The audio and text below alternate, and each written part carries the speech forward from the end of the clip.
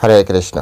সকলকে আবারও কৃষ্ণপ্রীতি শুভেচ্ছা জানিয়ে আমাদের ধারাবাহিক শ্রীমদ্ ভাগবত গীতার ক্লাসে আপনাদেরকে স্বাগতম জানাচ্ছি। আজ আমরা শ্রীমদ্ ভাগবত গীতার অন্তর্গত ষষ্ঠ অধ্যায়ের ৪৫ নম্বর শ্লোক নিয়ে আলোচনা করব। শ্লোকটি আমাদের জীবনেও অত্যন্ত গুরুত্বপূর্ণ। আমাদের বিশেষ যারা কোনো কিছু প্রাপ্তি করতে করতে আবার হারিয়ে ফেলেছেন অথবা ব্যর্থ হয়েছেন, এই ধরনের ইন্সপায়ারমূলক একটি শ্লোক, যাতে আমাদের মোটিভেশন আমরা প্রাপ্তি করতে পারি। তো সকলের সাথে থাকবেন। আমরা আধ্যাত্মিক এবং জড়জাগতিক যে উভয় দিক থেকে আমরা শ্লোকটি আমরা বোঝার চেষ্টা করব। তো চলুন শুরু করি। নমো ওম বিষ্ণুপাদায় কৃষ্ণপ্রেষ্ঠায় ভূতলে শ্রীমতে ভক্তিবেদান্ত স্বামিনীতি নামিনে নমস্তে সারস্বতী দেবী গৌরবাণী প্রচারিণে নির্বিশেষ শূন্যবাদী পাশ্চাত্য দেশতারিণে বাঞ্ছাকল্পতরুর্ভশ্চ কৃপা সিন্ধুভ্যেব চ পতিতানাং পাবনেভ্যো বৈষ্ণবেভ্যো নমো নমঃ।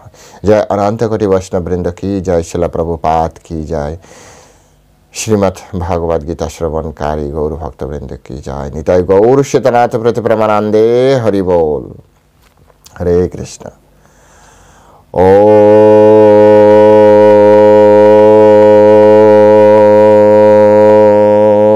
নমো ভগবতে বাসুদেবায়।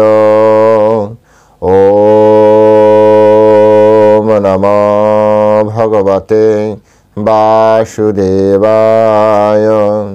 ওম নমো ভগবতে বাসুদেবায়। শ্রীমদ্ ভাগবত গীতা ষষ্ঠ অধ্যায় ধ্যান যোগ, শ্লোক নাম্বার ৪৫। প্রয়ত্নাৎ যত মানস্তু যোগী সংসিদ্ধ কিলমিষাম অনেক জন্ম সংসিদ্ধ তত ইয়াতি পরাম গতিম। প্রয়ত্নাৎ যত মানস্তু যোগী সংশুদ্ধ কিলস্বাম অনেক জন্ম সংসিদ্ধ তত ইয়াতি পরাম গতিম। হরে কৃষ্ণ। এখন আমরা এই সংস্কৃত শ্লোকের শিলা প্রভুপাদ কর্তৃক যে বাংলা ভাষানুবাদ দেওয়া হয়েছে, সেই অনুবাদ আমরা শ্রবণ করব। অনুবাদ: যোগী ইহজন্মে পূর্বজন্মকৃত যত্ন অপেক্ষা অধিকতর যত্ন করে পাপ মুক্ত হয়ে পূর্ব জন্মের সাধন সঞ্চিত সংস্কার দ্বারা সিদ্ধি লাভ করে পরম গতি লাভ করেন। আমি আরেকবার পড়ছি। যোগী ইহজন্মে পূর্বজন্মকৃত যত্ন অপেক্ষা অধিকতর যত্ন করে পাপ থেকে মুক্ত হয়ে পূর্ব জন্মের সাধন সঞ্চিত সংস্কার দ্বারা সিদ্ধি লাভ করে পরম গতি লাভ করেন। হরে কৃষ্ণ। জয় শিল প্রভুপাদ কি জয়। তো এখন আমরা শিল প্রভুপাদ কর্তৃক এই শ্লোকের উপরে যে তাৎপর্য বা ভাষ্য দেওয়া হয়েছে, সেই ভাষ্যের আলোকে আমরা শ্লোকটি হৃদয়ঙ্গম করার চেষ্টা করব। তাৎপর্য: এখানে প্রথমেই একটা জিনিস, যারা আজ প্রথম এই চ্যানেলে এই শ্লোকটি দেখছেন, তাদের জন্য প্রথমে আমি কয়েকটি বিষয় বলছি। এই শ্লোকটি এর পূর্ব শ্লোকের সাথে যুক্ত একটি শ্লোক। অর্জুন প্রথমে জিজ্ঞাসা করেছিলেন কৃষ্ণকে, হে কৃষ্ণ, যারা ব্যর্থ যোগী, যারা ফেলিওর পারসন যাকে বলা হয়, যারা কোনো কিছু করতে যেয়ে ব্যর্থ হয়েছে, তাদের কি হবে?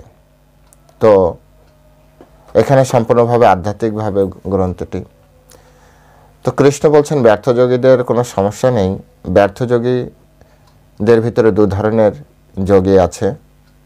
একটি হচ্ছে যারা শর্ট টার্ম যোগ সাধনা করে ব্যর্থ হয়েছে, আর একটা হচ্ছে লং টার্ম যোগ সাধনা করে ব্যর্থ হয়েছে। যারা শর্ট টার্ম যোগ সাধনা করে ব্যর্থ হয়েছে, তারা পরবর্তী জন্মে নেক্সট লাইফে তারা একটি ব্রাহ্মণের ঘরে জন্মগ্রহণ করবে এবং ধনী বণিকের ঘরে জন্মগ্রহণ করবে। এই দুই ধরনের জন্ম তিনি বললেন। যারা শর্ট টার্ম যোগ সাধনার পরে ব্যর্থ হয়েছেন। যোগভ্রষ্ট হয়েছেন।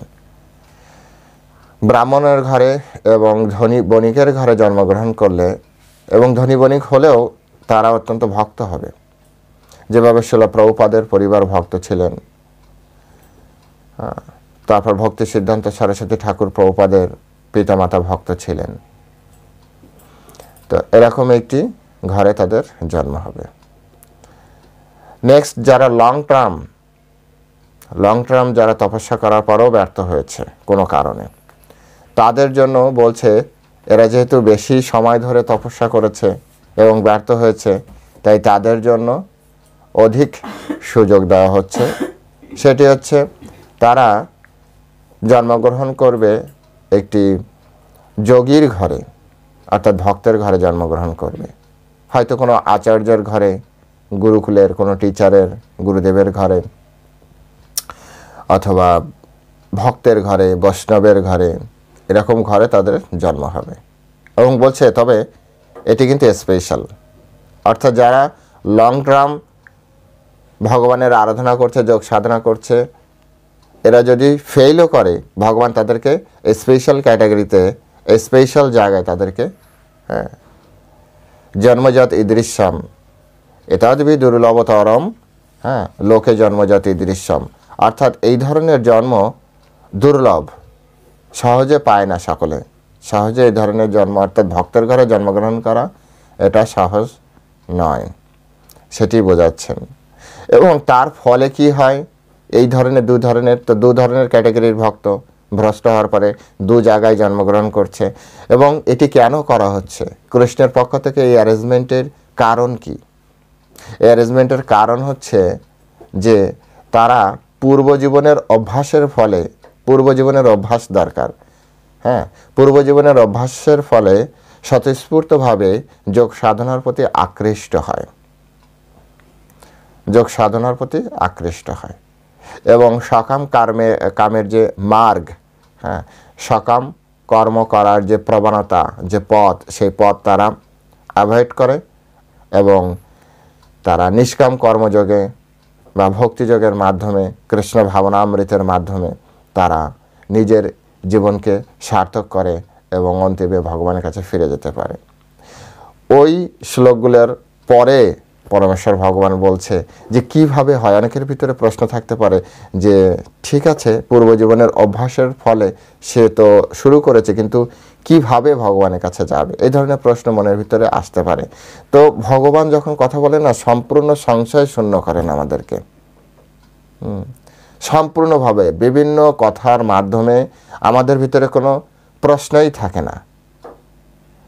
এত সুন্দরভাবে উনি মানে এক একটা কনসেপ্ট উনি বোঝান।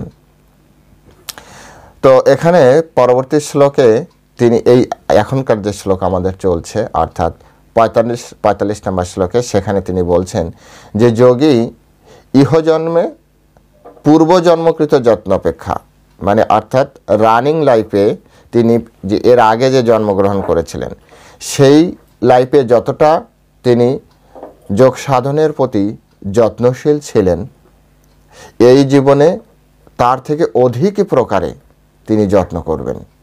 এটি তার স্বাভাবিকভাবে হবে, এমন না যে তিনি জাতিস্বর হবেন এবং তার হতেও পারে জাতিস্বর, কিন্তু বেশিরভাগ ক্ষেত্রেই কি হবে, জাতিস্বর না হয়েও, জাতিস্বর মানে হচ্ছে পূর্বজীবনের সব কিছু তার মনে থাকবে।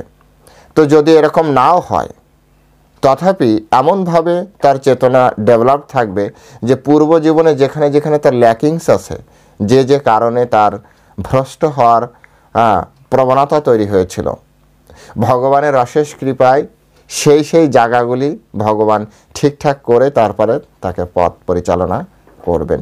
এবং সে নিজে স্বতঃস্ফূর্তভাবে তার গুরুদেব পাবেন, সেভাবে তিনি শাস্ত্রগ্রন্থ সেইভাবে পাবেন এবং শাস্ত্রের সিদ্ধান্ত তিনি সেইভাবে বুঝতে পারবেন। যেহেতু পূর্বজীবনে একবার ভ্রষ্ট হয়েছেন, তো স্বাভাবিকভাবে তার মেমোরিতে, তার চেতনার ভিতরে ওই জিনিসটা ছাপ রয়ে গিয়েছে।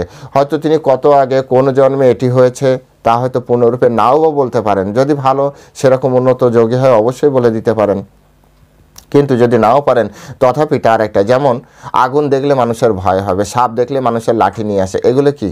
হ্যাঁ, এগুলি হচ্ছে পূর্ব অভ্যাসের মানে এগুলো অভিজ্ঞতার আলোকে। হ্যাঁ, তো এরকমভাবেই যদি কারো মানে পূর্বজীবনে কেউ যদি এরকম যোগভ্রষ্ট হয়, তাহলে তার হৃদয়ে একটা ভয়ঙ্কর ছাপ থাকে, ভয়ঙ্কর ছাপ। এটাকে যারা আপনার হচ্ছে পাস্ট লাইফ নিয়ে যারা রিসার্চ করে, এরা বলছে যে মানুষ যে কারণে এর আগের জন্মে মরেছে, ওই কারণে এই জন্মে তার প্রচণ্ড এক্সট্রিম ভয় থাকে, এক্সট্রিম ভীতি, প্রচণ্ড ভয় থাকে। যেমন কেউ দেখবেন যে দা দেখলে ভয় পায় না, বড় বড় তলোয়ার দেখলে ভয় পায় না, ছোট ছুরি দেখলে ভয় পায়। হ্যাঁ, তো যারা এই ধরনের সায়েন্টিস্ট আছে, যারা পাস্ট লাইফ যারা দেখাতে পারেন মেডিটেশনের মাধ্যমে, তো সেই সকল সায়েন্টিস্টরা, সাইকিয়াট্রিস্ট, মনোবিজ্ঞানী, তারা বলছেন যে তলোয়ার দেখলে ভয় পায় না, ছুরি দেখলে ভয় পায়, এর মানে হচ্ছে এর আগের জীবনে তাকে ছুরি দ্বারা মারা হয়েছে। হ্যাঁ, এবং প্রচণ্ড যন্ত্রণা দিয়ে তাকে মারা হয়েছে। অনেকে যদি এরকম দেখা যাচ্ছে যে মাথায় আঘাত, মাথা ব্যথা করে, একটা নির্দিষ্ট সময় প্রচণ্ড মাথা ব্যথা করে, তার টেস্ট করে দেখা গেছে মাথায় কোনো প্রবলেম নেই, কিন্তু একটা নির্দিষ্ট সময় মাথা ব্যথা করে, এর মানে হচ্ছে পূর্বজীবনে মাথায় আঘাত লেগে এবং প্রচণ্ড বেদনায় তার মৃত্যু হয়েছে। তো স্বাভাবিকভাবে পূর্বজীবনের এই বিষয়গুলো প্রত্যেকটা মানুষের ভিতরে থাকে, এবং এই জীবনে এসে সে কী করে, ওই বিষয়গুলো থেকে সে স্বাভাবিকভাবে, স্বাভাবিক প্রবণতা। যেমন আগুন, প্রথম যখন একটা শিশু আগুন দেখে সে কিন্তু হাত দিতে চাইবে, কিন্তু যখন একবার আগুনে তাপ লাগে তখন আর কখনোই আগুনে হাত দেবে না। আমি আপনি কখনো আগুনে হাত দেব? কখনো না। সর্বোচ্চ ট্রাই করবো আগুনে হাত না লাগে। কেন? কারণ আমাদের অভিজ্ঞতা রয়েছে আগুনে তাপ কত যন্ত্রণাদায়ক। তো পূর্বজীবনে যেহেতু সে ভ্রষ্ট হয়েছে, কি কারণে ভ্রষ্ট হয়েছে সে অ্যাজ ইট ইজ তার মনে না থাকলেও, সে যখনই ওই ধরনের ঘটনা আসবে সে নিজেকে ক্লোজ করা শুরু করে দেবে, তার ভিতরে এক ধরনের ভয় তৈরি হবে, আরে এটি না। হ্যাঁ, কেন হবে, কী জন্য হবে, এত ভিতরে মেকানিজমে তৈরি হতে থাকবে।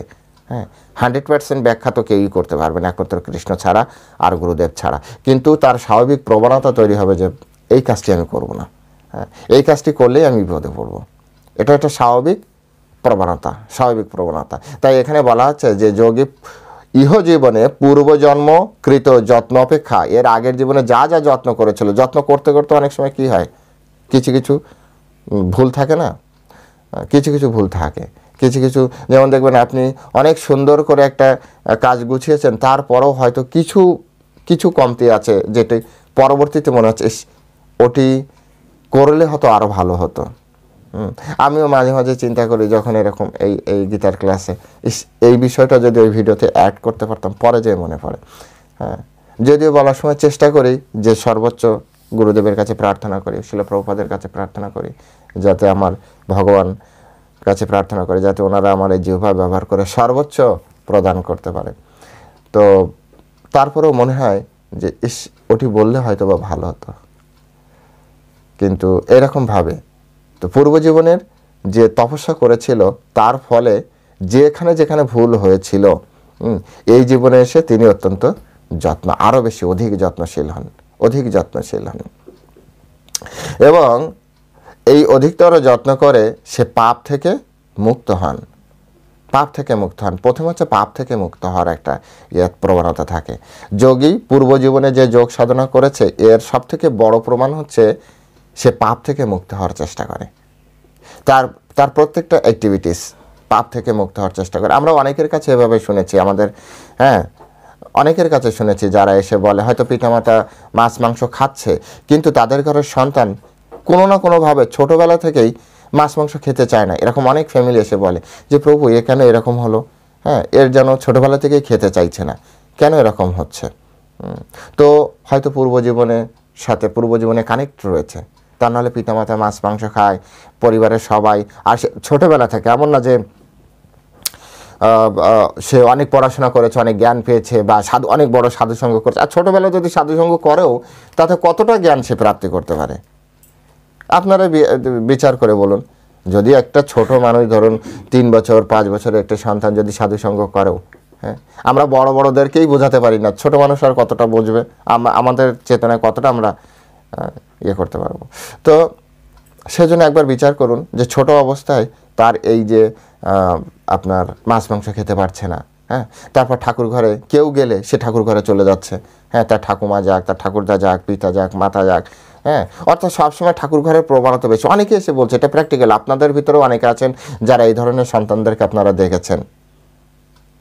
তো অন্তত আজ এটা ক্লিয়ার হয়ে যাবে যারা এই ভিডিও দেখেছেন আর আপনারা আপনাদের পরিবেশে প্রতিবেশী, আপনার আত্মীয় স্বজন বা আপনাদের ফ্যামিলিতে কাউকে যদি আপনি এরকম দেখে থাকেন, আজকে অন্তত আপনি এটা জেনে যান যে এই সন্তান পূর্বজীবনের কর্মের ফলে হয়তো আপনাদের ঘরে জন্মগ্রহণ করেছে, কিন্তু এই সন্তানটি পূর্বজীবনে একজন যোগী ছিলেন এবং যোগ সাধনা করতে করতে কোনো কারণে ভ্রষ্ট হয়েছেন। হয়তো হতে পারে আপনার ফ্যামিলির কোনো ঘটনার প্রতি তার আকৃষ্ট ছিল, বা আপনাদের সাথে তার কোনো না কোনো রিলেশনের জন্য এরকম হয়েছিল।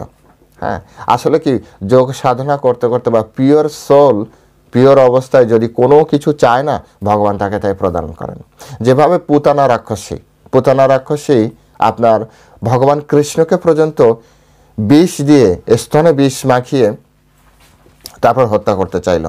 এখন বিষ তো সে অন্যভাবে দিতে পারতো, স্তনে মাখিয়ে কেন বিষ নিয়ে আসলো? অনেকের ভিতরে প্রশ্ন থাকতে পারে, স্তনে কেন মাখালো? তো এর পূর্বজীবনের ইতিহাসে যেতে হবে। পূর্বজীবনের ইতিহাসে দেখা গিয়েছে যে এই পুতনা রাক্ষসী ছিল বলির কন্যা। বলি মহারাজের নাম শুনেছেন? প্রহ্লাদ মহারাজের নাতি বলি মহারাজ, যাকে ভগবান বামন রূপে অবতীর্ণ হয়ে ওই ত্রিপদ জমি চেয়েছিল এবং এক পা দিয়ে তাকে সুতলে পাঠিয়ে দিয়েছিল। মনে আছে নিশ্চয় আপনাদের? তো এই বলি মহারাজের কন্যা ছিল আপনার রত্নাবলী নামে, এই পুতনা রাক্ষসীর নাম ছিল রত্নাবলী। তো যখন ওই যজ্ঞশালায় প্রথম ভগবান বামনদেব আসে, ভগবান কত সুন্দর, তাই না বলুন? ভগবান তো কোটি কন্দর্পর থেকেও সুন্দর। তো সে ভগবান যখন ওই ছোট ব্রাহ্মণ রূপে আসেন এবং এসে বলি মহারাজের যেখানে যজ্ঞ হচ্ছিল সেই যজ্ঞে অনুষ্ঠানে এসেছিলেন, এবং প্রথম যখন ওখানে আসে এবং প্রথম দর্শনে রত্নাবলী ওই সন্তানের প্রতি আকৃষ্ট হন, এবং তিনি মনে মনে এটি ভেবেছিলেন যে এত সুন্দর একটা সন্তান যদি আমার হতো, আমি তাকে মায়ের মতো করে লালন পালন করতাম, আমি আমার স্তন দুগ্ধ পান করাতাম। ঠিক আছে, এত সুন্দরভাবে, হ্যাঁ, এত সুন্দর মোহিত হয়ে গিয়েছিলেন যে এই সন্তান যদি আমার হতো। তাই তাকে সন্তান রূপে চাওয়ার বাসনা ভগবানের সামনে মনে মনে করেছিল, কিন্তু ভাবগ্রাহী জনার্দন, ভগবান তো মনের ভাব জানতে পারে। তো ওকে, ঠিক আছে। পরবর্তীতে যখন বামন ভগবানের অ্যাক্টিভিটিসের কারণে তার পিতার ত্রিলোক্য, সে চলে যায়, তার স্বর্গরাজ্য কেড়ে নেওয়া হয় এবং তাকে সুতলে পাঠিয়ে দেওয়া হয়, অর্থাৎ নিচের লোকে পাঠিয়ে দেওয়া হয়। ওই সময় রত্নাবলী বলেছিল, এইরকম সন্তান যদি আমার হতো তাহলে আমি একে বিষ দিয়েই মেরে ফেলতাম। দেখুন, দুটি জিনিস চিন্তা করেছে। পরবর্তীতে সে দাপর যুগে এসে, ওই যুগে তো হলো না, দাপর যুগে এসে পুতনা রাক্ষসী রূপে জন্মগ্রহণ করে, যেহেতু সে তাকে স্তন পান করাতে চেয়েছে আর বিষ একই সাথে দিতে চেয়েছে, তাই স্তনে বিষ মাখিয়ে কৃষ্ণের কাছে গিয়েছিল এবং কৃষ্ণকে বিষ প্রদানের চেষ্টা করেছে। এবং পরমেশ্বর ভগবান তথাপি কত কৃপালু, যেহেতু তাকে সন্তান রূপে আশা করেছিল, তাই ওই সময় শাস্ত্রে বলেছে যে কৃষ্ণ তার স্তন পান করেছে, এই জন্য কৃষ্ণ তাকে মাতৃ সমতুল্য পদ প্রদান করেছে এবং তাকে উদ্ধার করে দিয়েছিল। পুতনা রাক্ষসীকে যখন পোড়ানো হচ্ছিল তখন সমগ্র ব্রজমণ্ডল ব্যাপী এক ধরনের সুগন্ধ ছড়িয়ে পড়েছিল। তো ভগবান অত্যন্ত কৃপালু, তাই মনে মনে কোনো পিওর সোল যদি কিছু ভাবে না, তাহলে সেটি সংগঠিত হয়। যদি হতে পারে এই জীবনেই সংগঠিত হচ্ছে, আবার হতে পারে যে পরের জীবনেও হতে পারে। এমন এটা নির্ভর করে হচ্ছে সম্পূর্ণটাই কৃষ্ণের উপরে, এবং কোন সময় কোনটা কতটা জরুরি বা কোনটা কতটা দেওয়া যেতে পারে। এমন না যে আপনি চাইলেই এক্ষুনি ওটা হয়ে যাবে। ভগবান দুইভাবেই আমাদের কৃপা করে, দুইভাবে কৃপা করে। ভগবান সবসময় আমাদের কৃপাই করে অ্যাকচুয়ালি। ভগবান কিন্তু এমন না যে ভগবান আমাদের, আমরা সবসময় বলিও কিন্তু যে ভগবান যা করে কি মঙ্গলের জন্য করে। তো ভগবান সবসময় আমাদেরকে কৃপা করেন। ভগবান দুভাবে কৃপা করেন, এক আপনাকে সব কিছু দিয়ে কৃপা করতে পারে, দুই আপনার কাছে সব কিছু নিয়েও কৃপা করতে পারে। ভগবানের মূল উদ্দেশ্য হচ্ছে আমার আপনার মঙ্গল করা। ভগবানের মূল উদ্দেশ্য হচ্ছে আমার আপনার ভিতরে বৈরাগ্য নিয়ে আসা। বৈরাগ্য সাধন না করলে কখনো কৃষ্ণ প্রাপ্তি হয় না। এখন কারো যদি সব কিছু দিয়ে বৈরাগ্য তৈরি করা যায়, কারণ অনেক ব্যক্তি আছে যারা এই ধরনের, যারা অনেক কিছু পেলেই তবে বৈরাগ্য আসবে। এবং ভগবান জানে, ভগবান যেহেতু মানে স্বঅভিজ্ঞ সরাট পুরুষ, অর্থাৎ তিনি সব কিছু জানেন, অভিজ্ঞ, অতীত বর্তমান ভবিষ্যৎ, তাই তাকে কি করেন, তাকে সব কিছু প্রদান করেন, যে দিলেও ঠিক থাকবে, স্ট্রিক্ট থাকবে, এবং সে এই যা দিচ্ছি তার মাধ্যমে এই সমাজ সংসারের এবং পারমার্থিক কল্যাণ সাধন করতে পারবে। যেমন শিলা প্রভুপাদ, আপনি চিন্তা করেন যে শিলা প্রভুপাদ কত টাকা মানে হ্যান্ডেল করেছে, অথচ তার নামে এক পয়সা টোটাল ইসকন কেউ বলতে পারে না তার নামে এক পয়সা সে এক জায়গায় করেছে পার্সোনালি। তার নিজের সন্তান ছিল, সন্তানদের জন্য কিচ্ছু করেনি। তো ভগবান এরকম যে দিয়েও তাকে বৈরাগ্য তৈরি করতে পারে, আবার কারো কাছ থেকে নিয়ে বৈরাগ্য তৈরি করে, যে দেখা যাচ্ছে না এর কাছে টাকা দিলে বিপদে পড়বে, তখন ভগবান তার কাছে আর কিছু দেন না। শিব ঠাকুর বা ব্রহ্মার মতো এরকম না যে সব কিছু আগে পরে বিচার না করে টুপটাপ করে বর দিয়ে দেয়। ভগবান কখনো এরকম বর দেন না। তাই ভগবান এখানে এই সুযোগটি আমাদের দেন যে পূর্ব জীবনের অভ্যাসের ফলে এমনভাবে চেতনা তৈরি হয় না যে খারাপ কিছু দেখলেই আমাদের সেখান থেকে ভয় তৈরি হয় এবং আরও বেশি যত্নশীল হয়, এবং পূর্ব জীবনের যে সঞ্চিত সংস্কার তার ফলে সে পাপ থেকে মুক্ত হতে থাকে। পাপ থেকে মুক্ত হওয়ার চেষ্টা করা মানে কি পূর্ব জীবনে যোগ সাধনা করেছে। তাই এখন থেকে এটি সবসময় মাথায় রাখবেন যে আপনার আশেপাশে যারা এরকম ঠাকুরের প্রতি বেশি আকৃষ্ট রয়েছে, তারপরে আপনার মাছ মাংস বেশি খেতে চায় না, স্বাভাবিকভাবে ছোটোবেলা থেকে ভগবানের কথা শোনার প্রতি, ভগবানের কীর্তন করার প্রতি, ভগবানের ঘরে যাওয়ার প্রতি তার আকর্ষণ রয়েছে স্বাভাবিকভাবে, তখন তাকে আপনারা আরও বেশি উৎসাহ প্রদান করবেন। কারণ এই সন্তানটি অবশ্যই যোগী। এটা ভগবদ গীতার রুলস অনুযায়ী ওই সন্তানটি অবশ্যই যোগ সাধনা করেছে, কারণ পূর্ব জীবনের অভ্যাস ছাড়া। এবং বলছে যে পূর্ব অর্থাৎ কি কত পূর্ব তার কোনো ঠিক নেই, কত জীবন ধরে এরকম করছে তার কোনো ঠিক নেই। কত দিন পড়ার পরে, কত ঘন্টা পড়ার পরে যে একটা স্টুডেন্ট ফার্স্ট হয়, এটা পরীক্ষার পরে অনেকে জানতেই পারে না, বা যে করেছে সেও হয়তো হিসাব করেনি যে আমি ঠিক এক্স্যাক্ট কত ঘন্টা পড়ার পরে, প্রতিদিন 18 ঘন্টা পড়েছি না 20 ঘন্টা পড়েছি। যারা ভালো রেজাল্ট করে তারা পড়তেই থাকে কত ঘন্টা, তাদের কাছে ঘন্টা হিসেব নেই। ঘন্টা হিসেব করে তো যারা শুধু পাস করবে তারা। আজকে ক ঘন্টা পড়েছে, আজকে আমি 5 ঘন্টা পড়েছি। আজকে ক ঘন্টা পড়েছে, আজকে আমি 4 ঘন্টা পড়েছি। কিন্তু যে ফার্স্ট হয় না, ওর কাছে যদি বলেন যে কত ঘন্টা পড়েছিস রে তুই ফার্স্ট হলি, কত ঘন্টা পড়েছি ঠিক বলতে পারছিলাম না, এই বসেছিলাম, ওই মুখস্থ করেই উঠলাম, ব্যাস এরকম, পড়াটা শেষ করেই উঠলাম।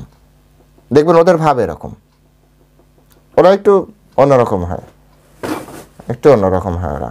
তো যাই হোক, এখানে যে অনেক জন্ম, বহু জন্ম ধরে তারা এই ধরনের তপস্যা করেছে, এবং তপস্যা করার পরেও কি হয়েছে, ফলদান হচ্ছে। তো স্বাভাবিকভাবে প্রতি জন্মেই সে কিন্তু কিছু না কিছু অ্যাডভান্স ছিল, কারণ ভগবদ গীতা ভগবান বলেছেন নমে ভক্তা প্রণশ্যতি, আমার ভক্তের কোনো ক্ষয় নেই, যেখানে থেকে শেষ করেছে ওখান থেকেই তার শুরু হবে, এবং প্রতি জীবনে সে কিছু না কিছু আপডেট করতে থাকবে। তো এভাবে সঞ্চিত সাধনের সংস্কার দ্বারা সিদ্ধি লাভ করে পরম গতি লাভ করবেন। পরম গতি কি? পরম মানে হচ্ছে শ্রেষ্ঠ, গতি মানে যেখানে গেলে মানে আলটিমেট গোল, যেটাকে বলা হয় লাস্ট ডেস্টিনেশন আমাদের। যদগতনা নিবর্তন্তে তদ্ধাম পরমাম। তো যেখানে গেলে আর আমাদের ফিরে আসতে হয় না, আমাদের কখনোই আর ফিরে আসতে হবে না। ভগবদ গীতা বলে ভগবান বলেছেন আব্রহ্ম ভুবনলোকা পুনরাবর্তিন। অর্থাৎ এই শুধু এই পৃথিবী না, এমনকি ব্রহ্মলোক পর্যন্ত পুনরাবর্তিত বারবার জন্ম মৃত্যু চক্র, অর্থাৎ ধ্বংস হয় সৃষ্টি হয়, ধ্বংস হয় সৃষ্টি হয়। আপনারাও এটা জানেন যে এই পৃথিবী একদিন ধ্বংস হবে, তারপর আবার সৃষ্টি হবে। এটা ব্রহ্মার আয়ুষ্কাল পর্যন্ত, এবং অনন্ত কোটি ব্রহ্মাণ্ডে এইভাবেই ক্রিয়াকর্ম চলছে। শুধু যে আমাদের এটি এমন নয়, কিন্তু এরকমভাবেই সব কিছু চলছে। ব্রহ্মাণ্ড সৃষ্টি হয়, ব্রহ্মাণ্ড কিছুদিন স্থিতিশীল থাকে, আবার তারপরে ধ্বংস হয়ে যায়। এর ভিতর থেকে জীব তার নিজের গন্তব্য, যেখানে গেলে আর এই জন্ম মৃত্যু চক্রে পড়তে হয় না। যদগতা না নিবর্তন্তে আবার ফিরে আসতে হয়, তাকে আর কখনোই নিবর্তন্তে মানে ফিরে আসতে হয় না। তার ধাম, সেই ধাম পরম, এই সেই পরম গতি। তাই পরম গতি মানে হচ্ছে ভগবানের কাছে ফিরে যাওয়া, যে জিনিসটা আমরা আসলে অনেকেই বুঝতে পারি না। আমরা ভালো কাজ করি, ভালো কাজের ফলে পুণ্য প্রাপ্তি হয়, পুণ্য প্রাপ্তির ফলে আবার মর্তলোকে জন্ম হয়, যেটা কোনো বুদ্ধিমান ব্যক্তি চায় না। এটা অনিত্য জগতে কেউ আসতে চায় না।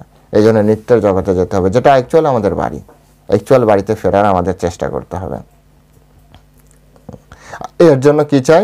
এর জন্য সবার আগে পাপ থেকে। শ্রীমদ্ ভগবদ গীতা কি বললেন? যেসাম তন্তগতম পাপম জননম পুণ্য কর্মণম। অন্তগতম মানে পাপ থেকে মুক্ত হয়ে গিয়েছে। জননম পুণ্য কর্মণম, অর্থাৎ পুণ্যকর্ম সে এক জায়গায় একত্রিত করেছে, সঞ্চিত করেছে। সঞ্চিত সংস্কার, পূর্বজীবনের সঞ্চিত, জননম পুণ্য কর্মণম। সংস্কার এক জায়গায় করতে হবে, তারপরে যে আমার আপনার জীবনে এগুলি প্রাপ্তি হবে। তে দ্বন্দ্বমোহর নির্মুক্তা, তাদের ভিতরে দ্বন্দ্ব থাকবে না। কৃষ্ণই পরমেশ্বর ভগবান, কোনো দ্বন্দ্ব থাকবে না। দেখবেন অনেক লেখাপড়া শিখে অনেকের ভিতরে দ্বন্দ্ব আছে। কৃষ্ণ ভগবান না বিষ্ণু ভগবান, রাম ভগবান নাকি আপনার নারায়ণ ভগবান। দ্বন্দ্ব মহর বিনির্মুক্তা। পূর্ব জীবনের সংস্কার থাকতে হবে, পাপ থেকে মুক্ত হতে হবে। সংস্কার মানে শিক্ষা। অনেক জীবন ধরে তপস্যা করতে হবে, তা না হলে, এগুলো গীতাই বলেছে। আপনি যদি সূক্ষ্ম বিচার করেন না, যে দ্বন্দ্বভাব কেন তৈরি হয়, দ্বন্দ্বভাব এই কারণে তৈরি হয়েছে, কারণ জননাম পুণ্য কর্মনাম, আমাদের পুণ্যকর্ম বা পুণ্য সংস্কার সঞ্চিত নেই। সংস্কার সঞ্চিত নেই। আমরা কেন ভগবানের প্রতি আকৃষ্ট হই না? এই যে দেখবেন যে আপনারা বৈষ্ণবদের সবাই যাবেন, বৈষ্ণবদের সবাই গেলে যেখানে বৈষ্ণবরা প্রসাদ পেতে দেয়, সেই প্রসাদ পাওয়ার আগে একটা মন্ত্র পড়ে, আপনারাও শুনেছেন।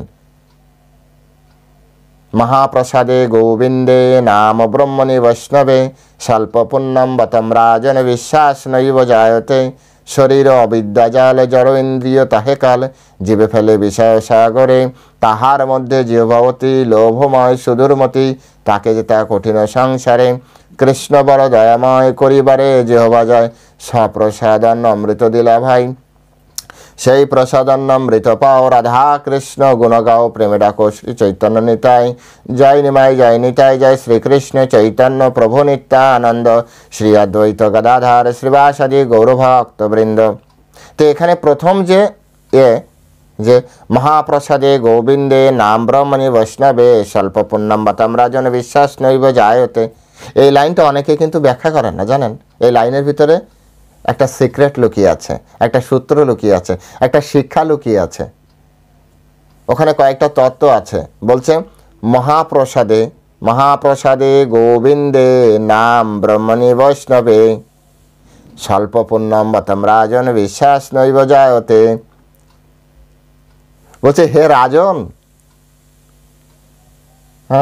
বলছে এই পাঁচটা তত্ত্বে স্বল্প পুণ্যম বতম রাজন, হে রাজন, স্বল্প পুণ্যবান ব্যক্তিদের বিশ্বাস নৈব জায়তে, বিশ্বাস উৎপন্ন হয় না। কি? মহাপ্রসাদে, প্রসাদ খেলে যে হৃদয় পবিত্র হয়, চেতনা শুদ্ধি হয়, এটি বিশ্বাস করে না অনেকে। যখন এরকম বিশ্বাস করে না, কি খেতে দিয়েছে, ডাল ভাত খেতে দিয়েছে, ডাল ভাত খেতে দিয়েছে, কিন্তু মহাপ্রসাদ খেয়েছে, ওর এটা বিশ্বাস হলো না। এর মানে কি? স্বল্প পুণ্যবান, ওর পকেটে টাকা নেই, ও খাবে কি? পূর্ব জীবনের সঞ্চিত সংস্কার নেই। মহাপ্রসাদে গোবিন্দে, কিছু একটা হলেই মন্দিরে যেতে হবে, ভগবানের কাছে যেতে হবে, ওর সঞ্চয় নেই পূর্ব জীবনের। স্বল্প পুণ্যবান ব্যক্তি। স্বল্পপূর্ণম বতাম রাজন বিশ্বাস নেবে যাইতে, বিশ্বাস কখনো উৎপন্ন হবে না। এই 5টি তত্ত্বে আপনারা খেয়াল করবেন, যাদের এই 5টি তত্ত্বে আপনার এই 5 কি মহাপ্রসাদ লিখে রাখতে পারেন। মহাপ্রসাদ, গোবিন্দ, নাম অর্থাৎ ভগবানের নাম, সারাদিন শুধু হরে কৃষ্ণ করে, হরে কৃষ্ণ করলে ভগবান খাওয়াবে? বিশ্বাস নেই, কিন্তু খাওয়ায় কি খাওয়ায় না? আপনারা দেখুন, আসুন আমাদের গৌড়ীয় বৈষ্ণবদের, হ্যাঁ, যারা ভগবানের নাম নিয়ে পড়ে আছে, শুধু বৈষ্ণব কেন, যারা সম্পূর্ণ ভগবানের নাম নিয়ে পড়ে আছে, দেখুন তাদের খাওয়া দাওয়া চলে কিনা চলে। তাহলে কি হলো? মহাপ্রসাদ, গোবিন্দ, নাম, তারপর হচ্ছে ব্রাহ্মণ, ব্রাহ্মণের বিশ্বাস নেই, তারপর হচ্ছে বৈষ্ণব, বৈষ্ণবে বিশ্বাস করেন এখন। আর কলিযুগে তো এটা হবেই, কি করা যাবে, চলুন চলতে দিন। তো এই 5টি তত্ত্বে বিশ্বাস হয় না, সেই জন্য বলেছে যে তে দ্বন্দ্বমোহর বিনির্মুক্তা, দ্বন্দ্ব এবং মোহিত, দ্বন্দ্ব থাকে তার ভিতরে। কারণ কি? যদি জননাম পুণ্যকর্ম নাম, যদি পুণ্যকর্ম না থাকে, যারা পুণ্যকর্ম রয়েছে, জননাম সঞ্চিত করেছে পুণ্যকর্ম নাম, তারা দ্বন্দ্বমোহ থেকে বিনির্মুক্ত হয়ে যায়। দক্ষতা তাদের ভিতরে কোনো দ্বন্দ্ব নেই। বৈষ্ণব দেখলে প্রণাম করবে, ছোট হোক বড় হোক, ব্রাহ্মণকে পূজা করবে, ব্রাহ্মণকে শ্রদ্ধা করবে, প্রসাদ দেখলে বাবা যা পেয়েছে, একটু পেলো, ও ভগবান তুমি অশেষ কৃপালু, একটু পেয়েছে। আর কিছু লোক এত খেতে দেওয়ার পরও লবণটা ঠিক হয়নি, এইভাবে কেউ রান্না করে, এর থেকে আমরা ঘরে, আমরা তো হাজার শুনতে শুনতে এটা কোনো রান্না হলো, তো তখন আমরা হাসতেও পারি না তার সামনে। তখন এই শ্লোকটি মনে পড়ে, হ্যাঁ ভগবান, পকেটে 1টা টাকা নিয়ে আসিনি, এই জীবনে জন্ম তো গ্রহণ করেছে, 1 টাকা নিয়ে জন্মগ্রহণ করেনি। যাক, সাধুগুরু বৈষ্ণবের কৃপায় যদি কিছু হয়। তো বলছে যে ভজন্তে মাম দৃঢ়তা, অত্যন্ত দৃঢ়তার সহিত ভজনা করে, অত্যন্ত, অর্থাৎ যাদের পাপ নষ্ট হয়েছে, ভগবানের মানে কারা ভগবানের দৃঢ়তার সহিত ভগবানের ভজনা করছে, অত্যন্ত দৃঢ়তার সহিত। যাদের পাপ নেই, পাপ থাকলে সে দৃঢ়তার সহিত ভগবানের ভজনা করতে পারে না। যে সন্তন্ত কথম পাপম, এটা কৃষ্ণের রুলসের বাইরে আপনি বলেন না, ওনাকে তো দেখলাম এরকম, আবার উনি তো ভজনা ঠিক করছে, যা দেখেন আপনার জড়চক দিয়ে আপনি আর কতটা দেখেন। রুলস হচ্ছে এরকম যে দৃঢ়তার সহিত যে ভজনা করছে, তার মানে তার ভিতরে কোনো পাপ নেই, এবং সে পূর্ব জীবন থেকে অনেক অনেক বৃহৎ সংস্কার নিয়ে তারপর জন্মগ্রহণ করেছে। তারপরে কি? তে দ্বন্দ্বমোহর, এবং তার ভিতরে কোনো দ্বন্দ্ব নেই। কৃষ্ণই ভগবান, সে বলবে হ্যাঁ কৃষ্ণই ভগবান। তোমাকে কে বললো কৃষ্ণ ভগবান? কে বলেছে তো তোমার দরকার কি? কৃষ্ণই ভগবান। এরকম দ্বন্দ্বমোহ, কোনো মোহিত অবস্থায়, জড় সংসারে দ্বন্দ্ব আর মোহ মানে এই জড় সংসারের প্রতি অনাসক্তি, কৃষ্ণের প্রতি আসক্তি, এটাকে বলা হয় মোহিত। মোহিত হওয়া মানে হচ্ছে জড়জগতে আসক্তি তৈরি হয়। জড়জগতে যদি কারো আসক্তি রয়েছে তো বুঝবেন সে মোহিত আছে। জড়জগতের প্রতি আসক্তি শূন্য মানে মোহিত শূন্য। কৃষ্ণের প্রতি আসক্তি বেশি মানে মোহশূন্য। তাই তার ভিতরে দ্বন্দ্বও থাকবে না, মোহও থাকবে না। এইরকম ভাবে তার জীবন চলবে। তাই বলা হচ্ছে যে যোগী ইহ জন্মে পূর্বজন্মকৃত যত্ন অপেক্ষা অধিকতর যত্ন করে পাপ মুক্ত হয়ে, হ্যাঁ, পাপ মুক্ত হয়ে, অন্তগতম পাপম, এমন কাজ করবে কোনো পাপ হবে না তার, পাপ মুক্ত হয়ে পূর্ব জীবনে জন্মের সাধন সঞ্চিত সংস্কার দ্বারা সিদ্ধি লাভ করে পরম গতি লাভ করবেন। অবশেষে তিনি ভগবানের কাছে ফিরে যাবেন।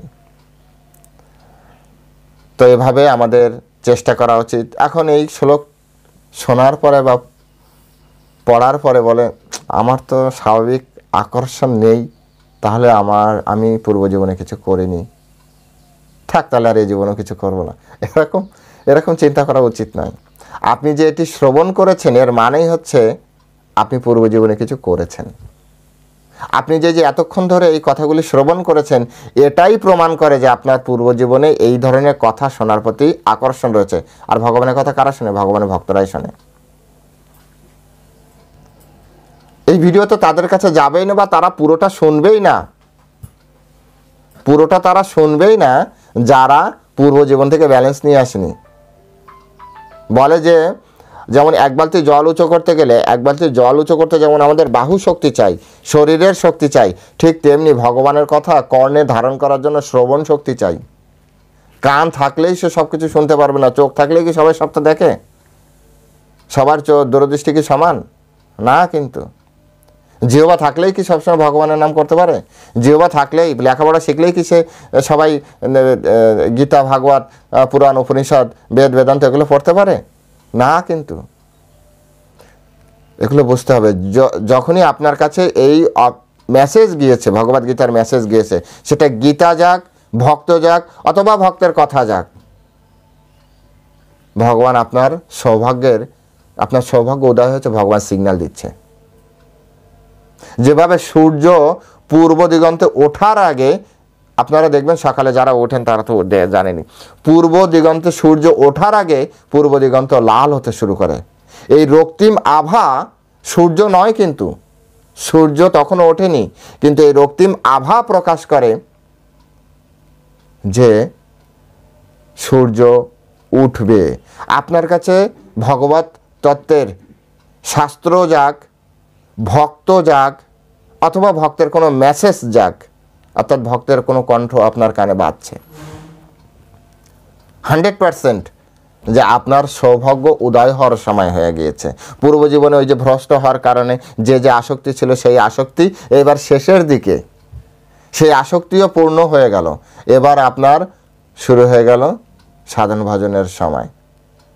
তো আরও বেশি দৃঢ়তার সহিত গীতা পড়ুন, গীতা শ্রবণ করুন, গীতার আলোকে জীবন গড়ুন। আজ এ পর্যন্তই। সকলে ভালো থাকবেন। জয় শিল প্রভুপাদ কি জয়।